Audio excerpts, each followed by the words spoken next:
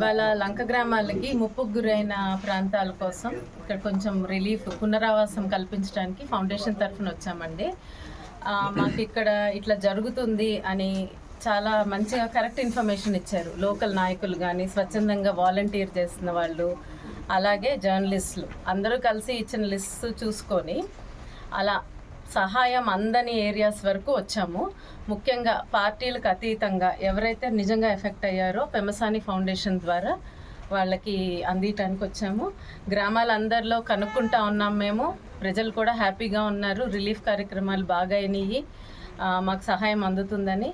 వాళ్ళ రిక్వెస్ట్ అలా ఒక్కటే, ఈ పంట నష్టానికి మళ్ళా ఎలా మాకు కొంచెం కాంపెన్సేషనా, సీడ్సా, వీటి గురించి అడుగుతున్నారు. అవి నాయకులుగా తప్పకుండా చర్యలు తీసుకుంటున్నారు అని చెప్పి ఆశిస్తున్నాము. సో ఇంకొకటి ఏంటంటే, ముఖ్యంగా ఇంత విపత్తులో కూడా ప్రతి ఒక్కరు బయటకు వచ్చి సేవ చేస్తున్నారు. ఏ విధంగా అయినా, అంటే వాళ్ళు ఆర్థికంగా చేయలేకపోయినా నిలబడుతున్నారు, ఒకరికొకరు సహాయం అందిస్తున్నారు. మనందరం ఈ దీనిలో అది గుర్తుంచుకొని ముందుకెళ్తే ఇంకా చాలా బాగుంటుంది. థ్యాంక్స్ అండి అందరికీ. ఇక్కడ నాకు కోఆపరేట్ చేసి మీరే నడిపించారు.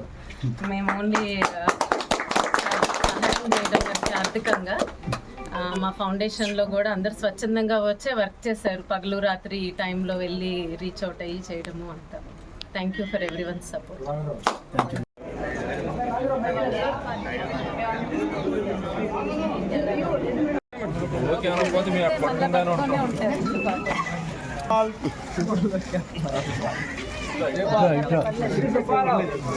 వచ్చేసే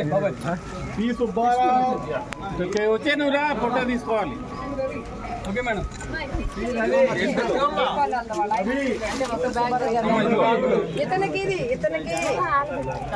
Subbarao okay. Next P Ravi. Ravi